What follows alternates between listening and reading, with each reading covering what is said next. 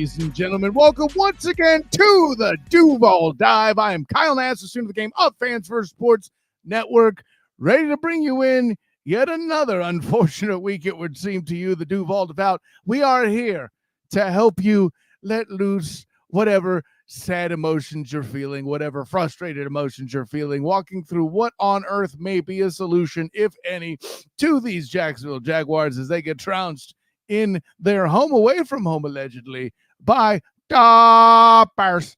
I know I had said that this game was a dangerous game potentially back in the preseason.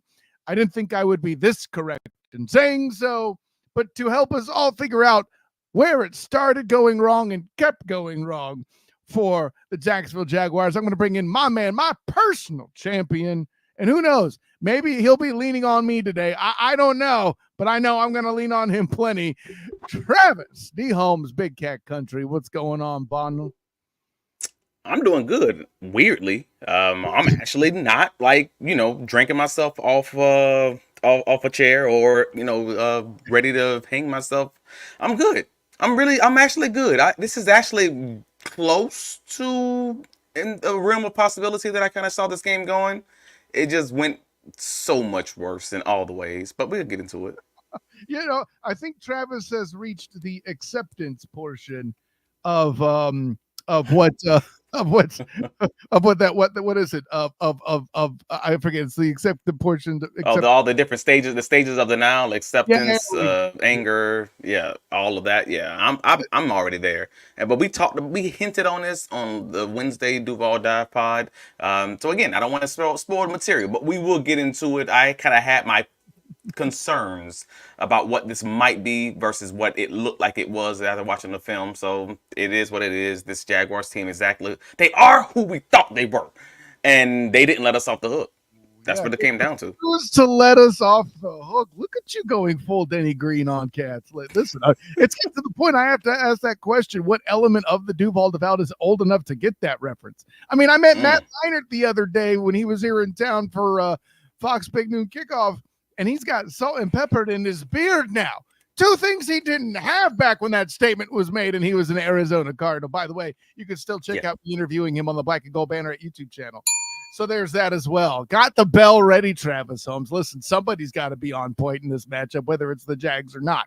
Anyway, let me get to it, man, because it was interesting to me to see the Jags defense. They hold them to 2 3-and-outs in the scripted play portion of what they're doing. Yeah, okay, the Bears get a touchdown in the second quarter. Ish happens. Andre Cisco comes in with an interception. That's uplifting, but then somehow or another it's 14-3 at the half. Now, granted, without Andre Cisco's pick, this is potentially a 3-score game heading into the second half. At least that didn't happen. But where did it start to go wrong for the defense, Travis? I mean, honestly, it was wrong even on Andre Cisco's pick. Let's be real clear about this. I was wondering if we were going to say something like this. I had that. Cisco was beat with any other quarterback. Like, again, Caleb's a rookie. They line up in press man coverage. He reads the throw late, which is weird because it was a one receiver route. But he still read it late and throws it short, throws it inside. If he throws it and on time, even inside and short, it's still probably a touchdown. Like, he actually just threw a bad ball and late, and Cisco made him pay for it. Good job, Cisco. But I wanted to be clear about that. Even then, that touchdown probably should have taken place because it was already just bad at that point. And to your original statement about getting off the scripted plays, yeah, that was actually my write-up on BigCatCountry.com on recapping the game that was the fact that as soon as the scripted plays were done, the Jaguars offense fell off a cliff. The Jaguars defense fell off a cliff. The Chicago Bears offense went into their hurry up mode and a lot of 11 personnel, and they just started just destroying this Jaguars defense. And the Jaguars offense kept making mistake after mistake after mistake, whether that's the 3 touchdowns that was dropped. You have the multiple fumbles where the Chicago defense kept punching the ball out. Like, I'm like, dang, that's what an aggressive defense looks like.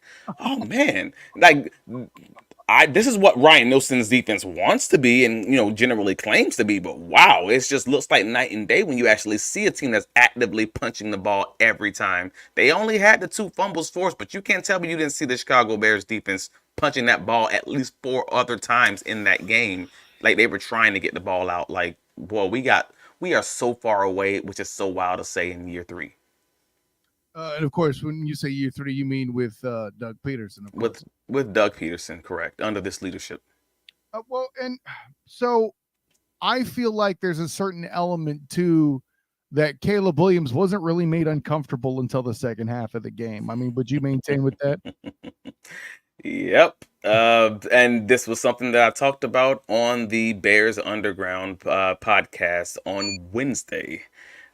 Is the Jaguars had I said then I'm like if the Jaguars do what I think they should do, I think they have a solid opportunity to win this game. And that was line up in press man coverage. Even if you don't play press all the time, line up in that coverage, make Caleb hold the ball, make him feel uncomfortable, do those things. And I feel like they'll probably be fine. Like even on Andre Sisco's interception, it was a bad throw. They threw it to work. They threw it late, but that was because they line up in press man coverage. It was 3rd and 1, and he's struggling to see the field. And all of his great best plays, they played a lot of zone coverage, or if it wasn't zone, they were just playing their man coverage from an off technique, giving these guys clean releases off the line. Like when I did my film workup, that was the first thing I came to after watching every single Caleb Williams throw is you obviously have to put these guys in the press coverage. And for whatever reason, the Jaguars just didn't.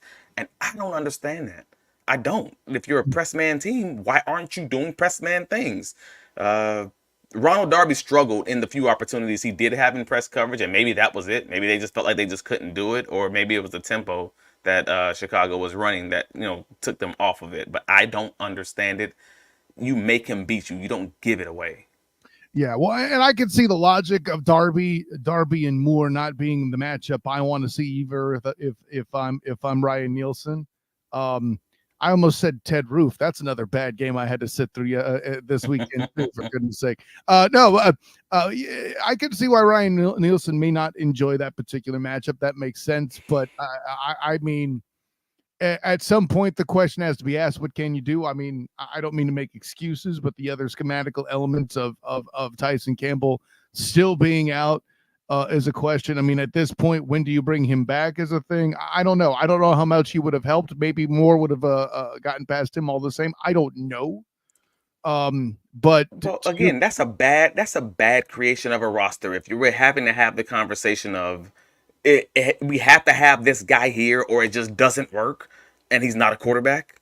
Like we're talking about that for a defense. Like, hey, we have to have Tyson Campbell or all of this just blows up and it doesn't work. Well, dang, if it's that bad, then fire your GM tomorrow. If it's truly that bad, then maybe you need to be going as a DC.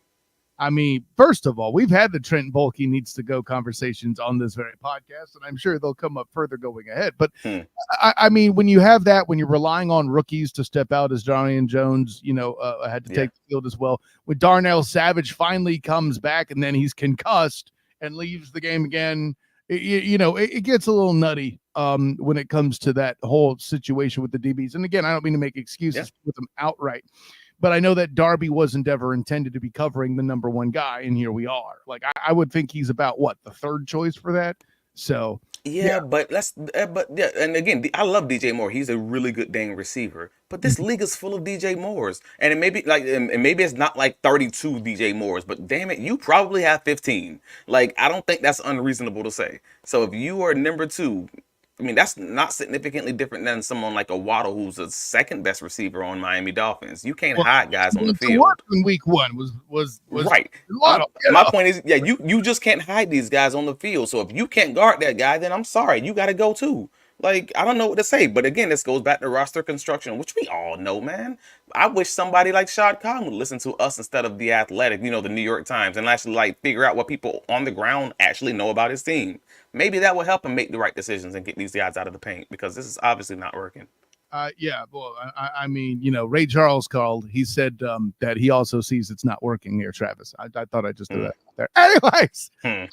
no, and I think there's an element there too. We mentioned, I mean, the combination of DB struggles and no pressure is absolutely the way you end up giving up, what is it, 35 points.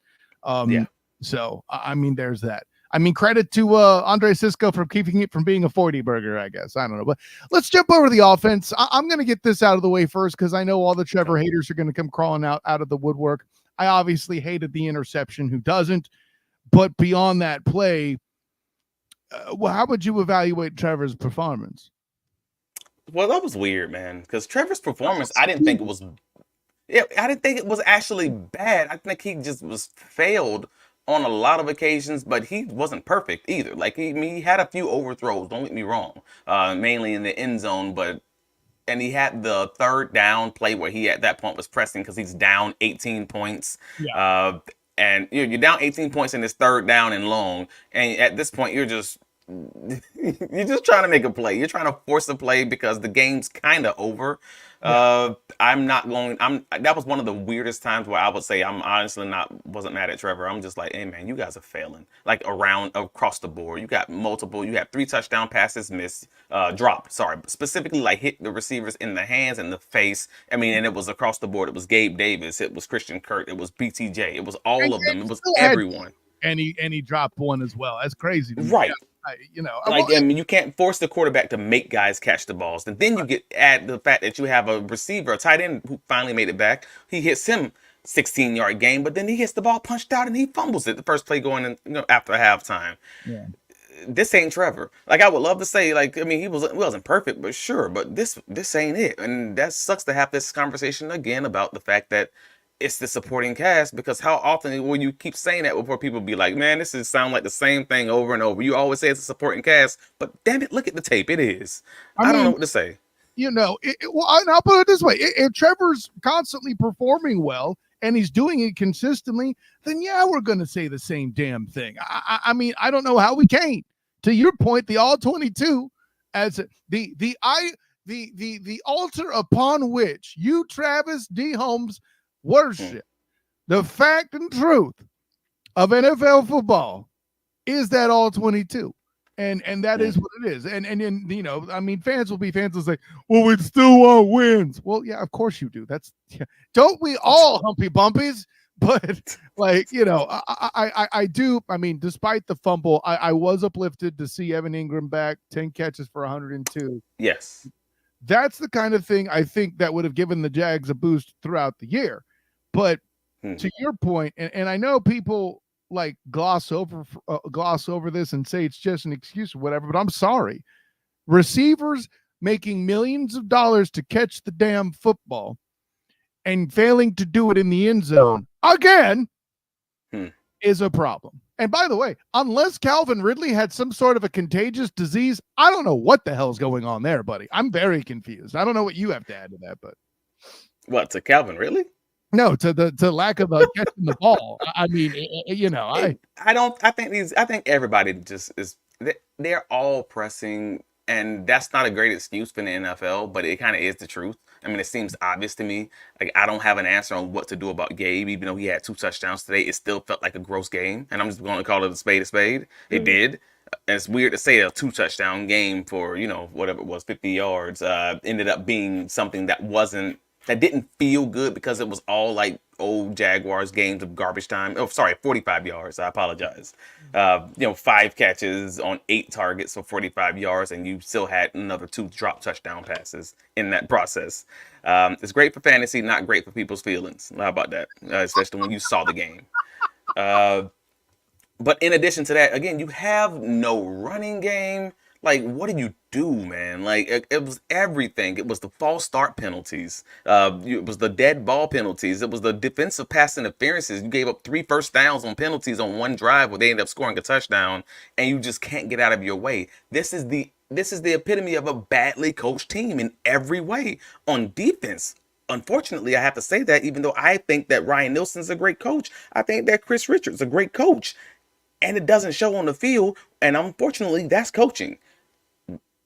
It's coaching. It's coaching. It's coaching. It's coaching. It's players also. It's Trent Baalke. It's all of them. It's everyone that Shad Khan seems to have a belief in for whatever reason, even though the evidence on the field does not support it at all. As soon as that comment came out from the Florida from Jacksonville.com, Demetrius Harvey had a conversation with Shad Khan in which he basically essentially stated that he still believes. Yeah. I gotta get Deme a bill. I mean, Deme's always doing great work, man. Shout Yeah. out. Well, yeah, I believe in the players. I believe in the coaching staff. I believe in Trent Baalke. Uh, cool. I'm happy you do. But is that based? What is that based on? And then he had this other comment that basically essentially stated that if you look at the games that they were close and they were near losses. I mean, other than the Buffalo game, and I'm just sitting here like that sounds like loser talk. And I said it then. That sounds like loser talk. Maybe I'm just thinking like this as a former athlete, but I don't believe in that. That's a moral victory, and I don't believe in that. That's loser talk. I And think I think there's an element too where he's trying to explain or take away any, lacking a better word, heat or something mm-hmm, like that he's not mm-hmm. intending on firing these guys mid-season. I think that's why he's answering that the way that he is. But then again, how many times have we seen it in this league, Travis, where somebody goes, "Hey, I believe in so and so," and it's as they're signing the pink slip at the end of the season. You know what I'm saying? So like, But that was originally what I thought. Like maybe that's what's going on. Because you know what, they can still have an opportunity to win the AFC South. I mean, you're probably not winning. You're probably not making the playoffs unless you win the AFC South. You're not. You're not going to win a wild card. Like it just kind of is what it is. So you have to at this point go what 5-1 in the AFC South to have a chance. And even then, that's probably unlikely. But nevertheless, you have that chance. Maybe if you make a firing in the middle of the season, something along those lines. Obviously, we're not really having that conversation because this team stinks across the board right now. Just them doing the basics of football, like just not tripping over your own feet. But that is the thought process. But if you do nothing, there is no opportunity here. Like there's nothing here. There's no way these players truly believe that when one thing goes bad in football, and it will always go bad in football at one point or another, that yeah. they're just not, oh crap, this is it. This is it. And then they just kind of get in that little hole and just keep making these mistakes because they're pressing. We've seen it so many games this season, and I don't know how much or how often Shad has to see this before figuring out, oh duh, maybe I need to make a change because obviously this isn't working. This Well, boy, he just seems out in the wild right now, man. Well, and let's have that conversation then, though. If there is a jettison that you would make of a coach to change things up, who is it at this point? Because I mean, do you actually pull the trigger and fire a first year DC? And firing Press Taylor sounds nice on paper, but what improvement does that actually alter? Like it just. I mean, it's Doug or no one. It's Doug or nothing. Like this is the New York Jets situation all over again. You have to fire the head coach, and it's not the Jets situation like the quarterback. I'm sorry. Let me be clear. Thank you. Let me be clear. It's It's not that. Nathaniel Hackett's the guy. We all know it. And Robert Saleh had a hit put out on him by Aaron Rodgers. I don't give a damn how much denial there is. Okay. But they fired the head coach and also took the responsibility away from the OC for calling plays. Like they did both things. In that way, that's what I say the Jaguars would end up having to do because obviously it's still Doug Peterson's system as far as the offensive play calls is concerned, and whoever's calling the plays day by day, week by week, play by play, whatever, who cares? Like it's that scheme. So you would have to then fire Doug Peterson. You have to take play calling from Press Taylor. Maybe that means Mike McCoy's calling plays, or former offensive coordinator. That's fine. It is what it is. The season's already wasted, and you're wasting it the longer you continue doing this. And you don't fire Ryan Nielsen because what does that solve? We've kind of seen what this was for Nielsen. It was the same thing we saw from Mike Caldwell. It's not to say that the defense isn't problematic. It's mad problematic right now. Yeah.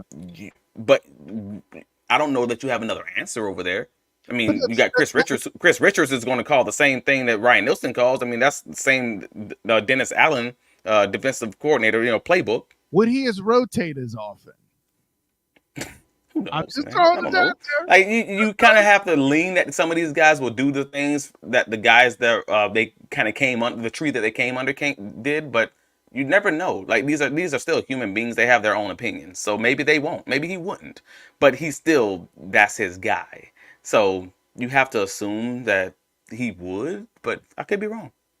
All right. I suppose we Yeah, let him get it. Let him get them shots off. Yeah, this is when I'm trying to follow the thought process of the question. Maybe I'll get it here as I read it. Arlie Wallace comes in. How is Trent Baalke still GM? First of all, Travis and I agree with you. Uh, nothing Yes, against Trayvon. first sentence. Yes, we agree.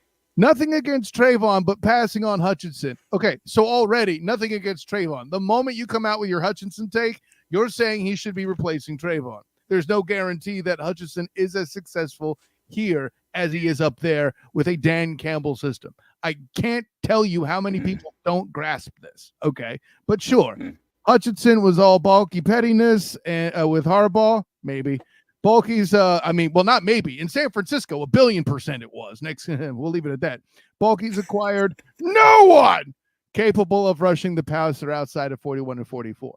So really, your issue isn't Hutchinson there, Arlie. It's everybody else who he's trying to draft to get the damn edge rush. Correct. And on that, I got your back, brother. Travis, your response. That's correct. That's correct. The issue is at that point is not with Walker. It's not. It's not you. It's not them. It's not Walker. It's not Allen. It's everybody else other than those two guys, because you're not getting any internal pressure. Like on two of those Caleb Williams runs, Kirk. I'm sorry, what's his name? The former quarterback for the Arizona Cardinals. Oh my gosh. Yeah, I'm drawing a blank too. But whatever. He was said on the broadcast that basically that Walker kind of overran Williams, and that was why the run happened. And I'm like, yeah, but he held that ball for like 4.5 seconds. You can't depend on any DN to he's going to try to run the loop at that point. But I thought he ran inside anyways. And at the end of the day, I was just like, where was the internal pressure? We had a little bit inconsistent. Warner, duh. How did it take that long to remember that? Kurt Warner. Yeah. And I was just like, dude, that's ridiculousness. Like, you cannot sit there and blame Travon Walker for running a loop on like 4.5 seconds. Where is your internal pressure squeezing the pocket to him? And that was nowhere to be found on a few occasions in the game. You can't depend on these guys to do it by themselves if they're not getting any help inside, man. And that's unfortunately where we are, but that's also where we were last season in Mike Caldwell's defense. It's the same problems. That don't sound like the guys coaching it. That just sounds like the personnel being put together. At least occasionally Foley would be healthy enough in the middle to do some damage and stop some run, and he just couldn't stay healthy. Much love to Fatu Kasi. Of course, he is a favorite of me, at least. I'll put it that way. Yeah. And I'm not going to say I'm disappointed by Eric Armstead. I knew he was kind of a risky investment. The Jags got him at a steal of a price, and it was a button that should have been pressed and a trigger that should have been pulled, 1,000,000,000%. But how much they're moving him around with the stuff, and I don't know how much they did at this game, but like him appearing at defensive end entirely too much just because he wants to, I guess. I'm going to use the word mismanagement here. And I was confused by the Caldwell firing myself. You were a lot more passionate about it than I, it being your house. I get it. But but that's kind of how I felt. I mean, at the end of the day, I thought no matter how you look at it, one of these looks like a better scheme. I will acknowledge that. I think Nilsson's scheme is honestly better as former DB guy who's coached it. I think that Nilsson's scheme is something I appreciate better. However, I don't appreciate what he did with that scheme today. I don't think he played to his strengths today. Period. Like, that's what I like. If I like your scheme better because your scheme's not like the last guy's scheme who was here, and then you play essentially a good version of what the last guy's scheme was today, then I got problems with both of y'all. That's a great point, Travis. I never thought of it that way, but that's absolutely okay. Oh yeah, but he just made it make sense for dummies. Not that O-linemen are dummies, but I am right there. Yeah, anyway. If the last guy played 90% zone, and then all the money downs that I end up looking at, then y'all end up just playing a boatload of zone, then I'm just like, well, dang, you obviously didn't know. Maybe I need to put you on game, not Ryan. Like, you need to know why the last guy got fired. He got fired for doing the same thing you did today. So don't do the thing you did today. We try to earn it. You, Ryan Nielsen, right now. That's what Travis is doing. Save you. Right. Make them earn it, man. And you made it too simple. And then you have a rookie quarterback getting 5 touchdowns. He hasn't looked this dang good against any other team he's played against. And then all of a sudden, the Jaguars become the elixir for everything that ails you because we are magically delicious when it comes to if there's a hungry NFL team out there, just come play the Jacksonville. Come to Duval County. We got you, bro. We got you, fam. Come to Free Duval meals for everybody. County. We're magically delicious. Hell yes. The grind says, great conversation, fellas. Players can get coaches fired. True. I think that the Jags have to get better defensively and on the basics, he says. Yeah. I agree with Travis 1,000%. You normally should. They should finish out. They should finish the season out. Yeah, I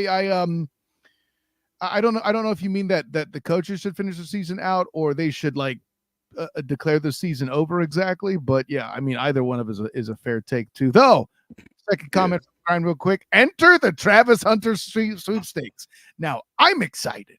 I mean, I'm excited for the opportunity to enter the sweepstakes, but this team is just, as much as we believe that we are obviously not one player from, it's exciting. It'd be exciting, sure, but we're not one player from, we're at minimum a head coach, a better GM, and maybe a few offensive linemen, and sure, a player or two here from making some true noise, but we need, if there's a Travis Hunter situation where the Jaguars are high enough that they can truly pick like in the top 3, 5, 4, 5 in this draft, and they can get a ransom for a draft pick in that high, you got to do that, man. That's really where I am. And especially if you have a new GM. If you have Balky, then freaking doesn't matter. None of this matters. We're just talking. I'm keeping it 100. Like if Balky's still in the paint, and I know for a lot of fans have been more on his side these days because a lot of the other guys have stepped up, and that's great. Good for you. We have our differences of. There's one reason people like Balky right now, and his name is Brian Thomas Jr. But the point they still refuse to grasp is just because you make a good pick doesn't mean you made the right pick or the right picks around that. That's why I think Balky's getting some slack and some love. This particular is because they like the shiny new toy that is BTJ. Yeah.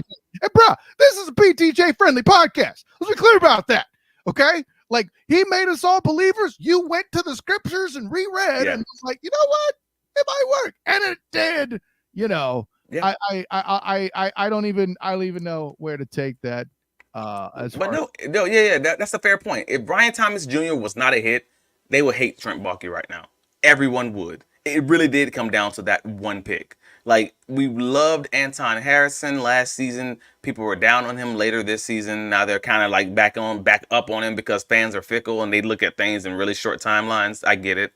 And you have the shiny toy in Brian Thomas Jr. But at the end of the day, look at the team. Look at everything that's been constructed, and Tank has been playing good. Has been playing dang good until today. And I say until today, like this, though he has to have blocking up front, and we have issues there.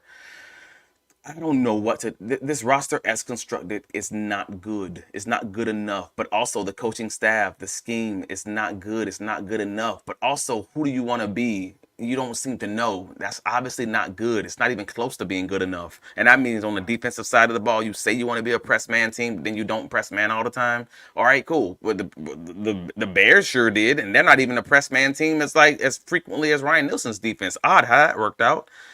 You say you want to be this, this team that's able to score. Like you originally said you wanted to be someone who was able to run the ball, and you showed that last week. But then this week you come out and you're not able to even closely run. Like you're not able to run the ball at all. By the way, that didn't have DeForest Buckner. I think we should reiterate. But go ahead. Right.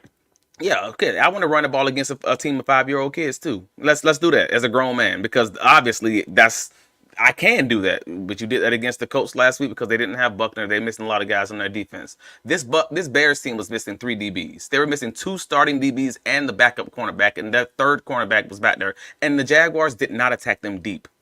They just didn't. Was the Bears' presence in the pass rush a factor there?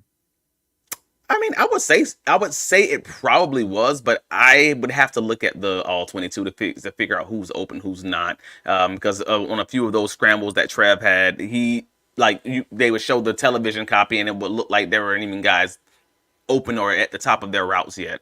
So I don't have a full answer on that one just without seeing the What's tape, but it just on seemed Wednesday? That's what Travis is yeah, saying. yeah, yeah. Yeah, yeah. So I don't know enough yet, but what I do know is they got Evan Ingram back, and it seemed like they were hell bent on making sure to get him involved, and they did a good job there.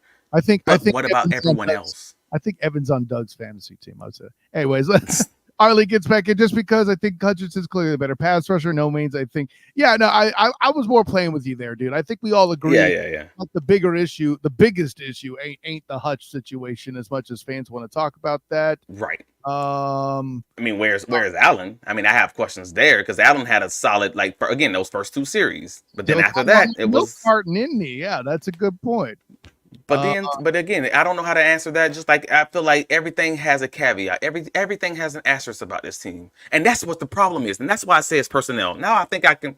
It just clicked in my head. This is why I don't want Trent Baalke here, because every single thing that we should be able to point to and say this is good or this is bad, we can't because we'll have an asterisk on it, and that all leads back to personnel. So you got Tank Bigsby, who we're saying, hey man, I think he's good, but he's a little problematic because the offensive line is problematic. All right, cool. Then the offensive line needs to be replaced. Well, no, we just signed Ezra Cleveland and he's good. All right, and this other guy's good. Or maybe this other guy's good, but I don't know if the center, like he seems all right sometimes. All right, cool. So it's not the center. Then what is it? All right, cool. Well, I think Trevor Lawrence is good, but his receivers aren't helping him. So it's Trevor. Oh no, it's not Trevor because I think it's the receivers. They're not catching the ball. What the receivers you just signed? Well, wait, what?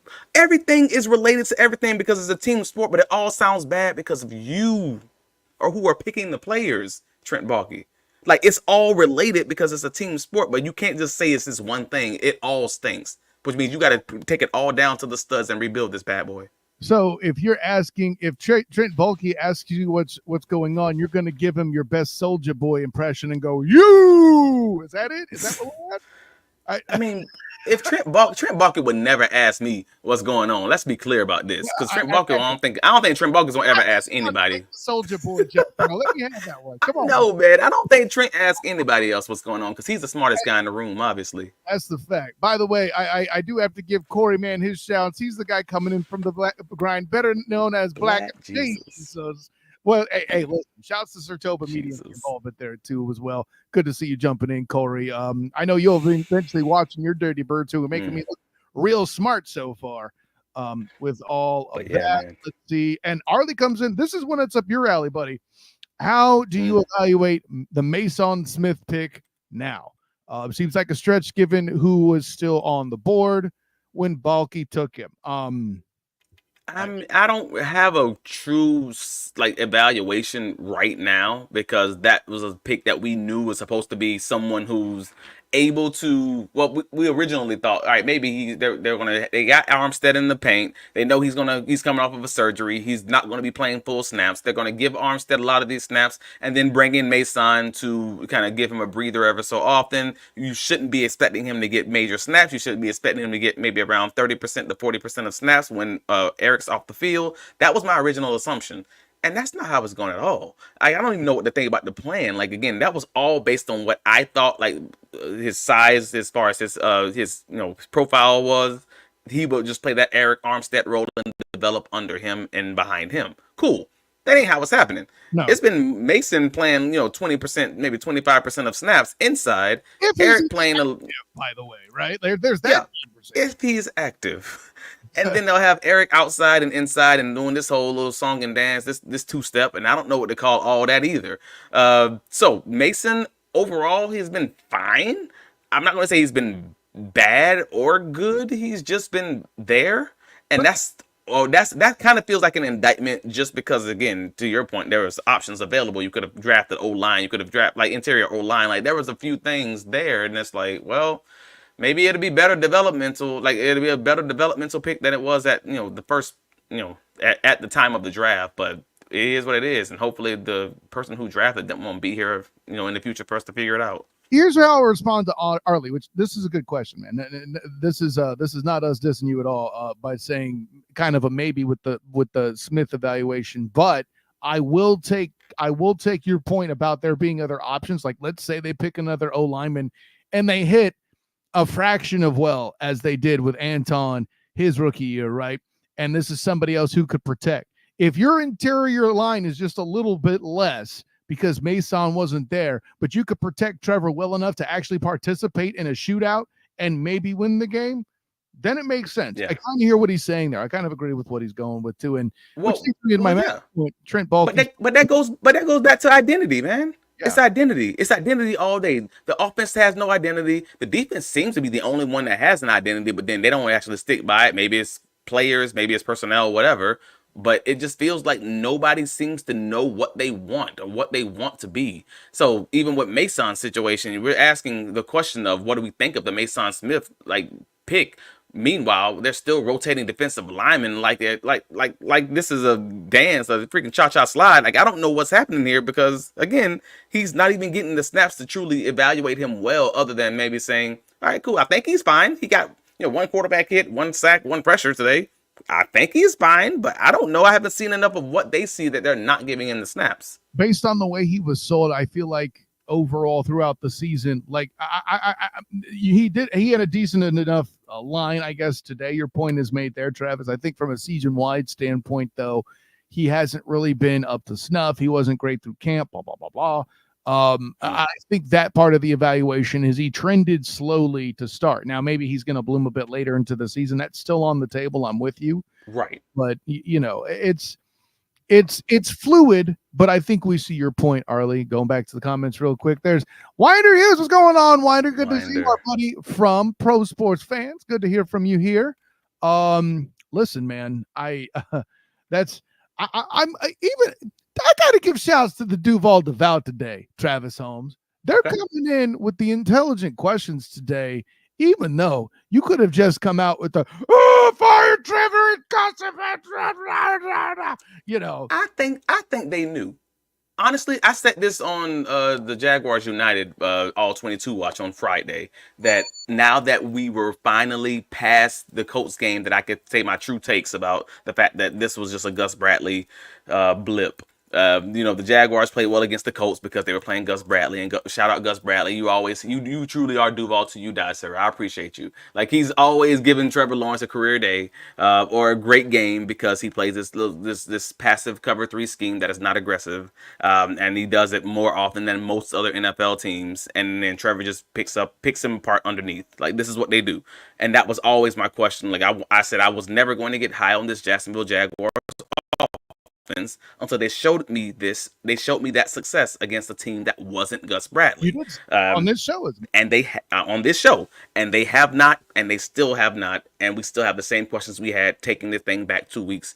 Is what do we do about this offense? What do we do about this scheme? And what do we do about this defense? Which is crazy to say because those are like the two biggest parts of the game, offense and defense. What do we do about these things? I don't know. Like, that's just. Fire them all, man. Only had Travis Hunter who could do both of them. But again, you add Travis Hunter to this team. No, it ain't. Are they above 500? Same coaching staff, same everything else. Are they above 500? Like, I don't believe that. Does a lot of stuff, but he can't block. I'm with you, buddy. I got it. I don't know. Yeah, I don't know that I believe that. So, like, even if you add Travis Hunter, you still need a new GM. You still need a new coach. You still need a new OC. Possibly even a new DC. Like, I don't even know what to think there because it's so hard because there's so many but like I was referencing earlier, that everything ties into everything else and it's all off. So maybe Doug hasn't lost the locker room. Cool. Congratulations. Golf clap. That don't mean nothing right now, man. Y'all suck. And that's what it is. Yeah, that's what it is. If that's the bar, if the bar is kicking kickers on the field and not flying back with your team from Cleveland, then we already lost. And because that goes back to that Shad Khan quote. I'm like, dang, man, you sound like a loser. You're a billionaire and you talking like a loser. You're not talking about somebody who's here to saying sweep the leg. Like, I need you to be Karate Kid, and I need you to just be like, nah, man, finish this. Because this team in every way is not finishing. You need Sensei Barnes talking to Mr. Lawrence. I see what you did there. The depth of that work. So do you have a problem, Mr. Lawrence? And all I want to see from his beautiful long locks before he throws the football is, no, Sensei. So that would work for me. Let me get in here. The comments real quick. Hef chimes in. Here's an honest question. When is it the players can't execute the scheme the staff want to use? The player Mm. evaluation process is terrible. This goes for the play. I mean, we kind of alluded Let's to go. this.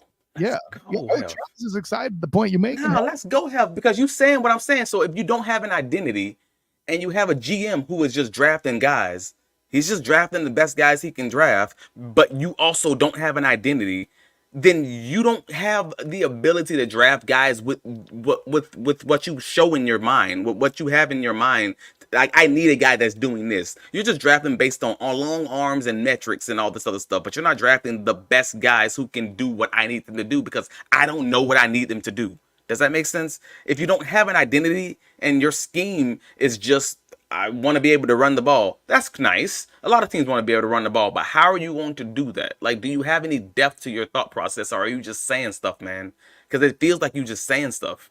And I'm speaking specifically to the offensive side of the ball in that way, because at least I felt like Ryan Nissen and them had a plan. I don't think it's working. I think it's badly put together right now as far as that's concerned. But at least I understood their logic and I thought that they had a plan. I don't know what you guys are doing on offense. So yeah, that's the GM and the coaching. That's the GM and the head coach not being on the same page, and it also could simply be that the head coach and the OC, those guys running that scheme don't simply have a good scheme in mind, or they don't have an identity, and that's also a problem. Both things can be true. So two quick ones here back to back. John, Travis made my head spin with that team breakdown when you go, well, this is related to this related. It's hard to pick one thing to upgrade when so many things seem to be broken. John, you are precisely right. I think that's exactly. That's what it feels. That's what it feels like to have a lemon. If you ever have a car, if you buy a car at the dealership and they tell you it's a lemon, and then you get the engine fixed, and then it was like, oh no, it was the alternator, and you get the alternator fixed, and it was like, oh well, dang, that still ain't fixed. It was a starter, and then you get the starter fixed, and you was like, well, damn it, maybe it was the brake pass. I don't know. It's all testing stuff. That's what the Jacksonville Jaguars are right now. They are a lemon. They are a broken vehicle because no matter when you think you have it fixed, you don't. Because the problem is at the top. The problem is the whole thing, man. That really completely redefines the use of the term lemon booty here. Anyway, I got him. And I love this point too by half. This is the one that got me preaching. Let's go. Remember, Shad had Rick Spielman in the building to be potential EVP and decided to run with Trent. I myself, how did you being a member of the Duval Devout, flipped the damn table. So yeah, buddy, I have you're spitting fire in this here house, homie. Just please don't burn my studio down. It'd be too much work for me to replace. Holy snap! No, that's a great take. I have. It's a great take by these comments. Excellent work today, Duval Devout. In a time of we'll call it a time of crisis for your squad here. I did only see one comment on Facebook during the show. I didn't have a chance to really respond to it yet because I'm not talented enough to do that and this at the same time yet.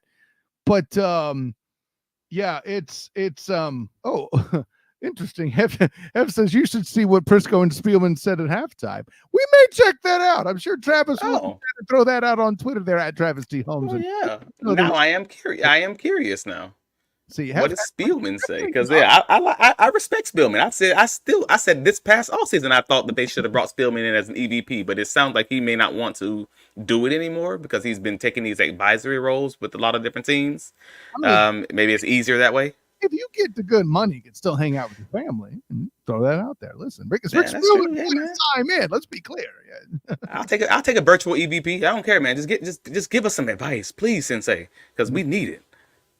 Sweep the leg. Yeah, man. Yes, Sensei. Anyways, Travis, listen, man, fantastic work by you. Fantastic work in the comments. Hef, Winder, John, Arlie, Black Jesus himself, Quarterman of Septoba Media. I don't think there's anybody else I'm missing. Yeah, that's pretty. Yeah, I think we're good with all of them there. Hef, of course, did a great job there. Thanks. Great work all the way around. But Travis, it's that time. Tell the world where you can be found, my friend. I can be found on BigCatCountry.com where we cover the Jaguars, whether good or bad, and it's been a lot of bad, but it's there.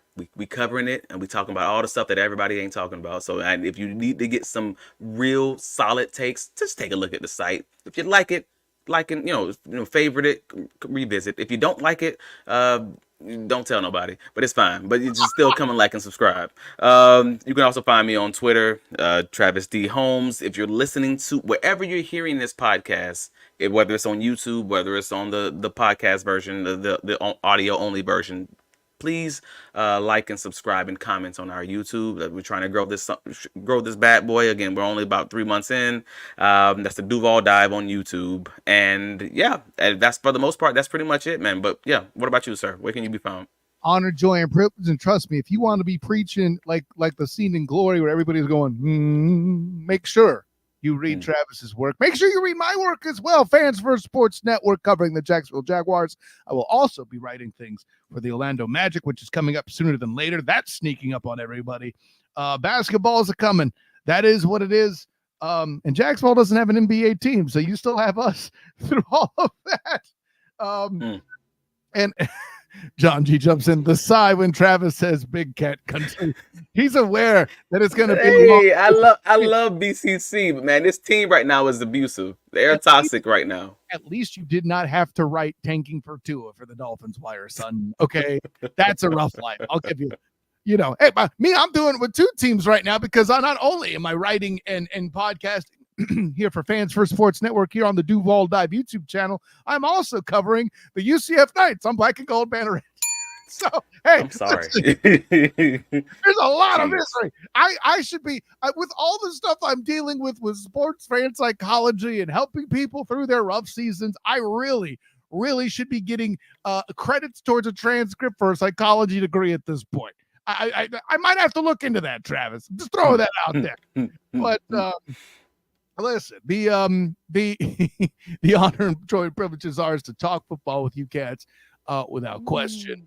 Let's see what else I mentioned. Oh yeah, Student of the Game podcast Wednesdays at 9:00. That immediately follows the Duval Dive, middle of the week. Once Travis has a chance to get his all 22, we get that, and then we'll break down what else is coming then next. Of course, my work with Night Shift, powered by the Black and Gold Banneret. That'll be a very interesting thing as Jeff Sharon has returned from his cruise and had two big old whopping L's waiting for him. That should be an interesting evaluation coming up there. Also, with that, we would have had Gus Malzahn's first press conference since the loss to Cincinnati, so that'll be interesting to hear all of that. And basketball is approaching, friends. Trust in that. And I think that's everything. Of course, find me on Twitter, Instagram, and Threads at the SOTG. Find me on Facebook as the Student of the Game. And hey, if you're not watching this on the YouTube channel, go to Duval Dive YouTube channel. Subscribe, like all that, like Travis said. And then, by the way, if you're listening to this and you're like, hey, yo, I ain't going to be able to get to the video version next week. I got church, or my wife has me doing a thing. That's cool. You can check out the Duval Dive podcast. That gets us back Transfer Sports Network, folks. So anyways, for my personal champion, Travis D. Holmes, I am Kyle Nash, the Student of the Game, an honor, joy, and privilege to talk with you all. We mean that. But until next time, everyone, class dismissed.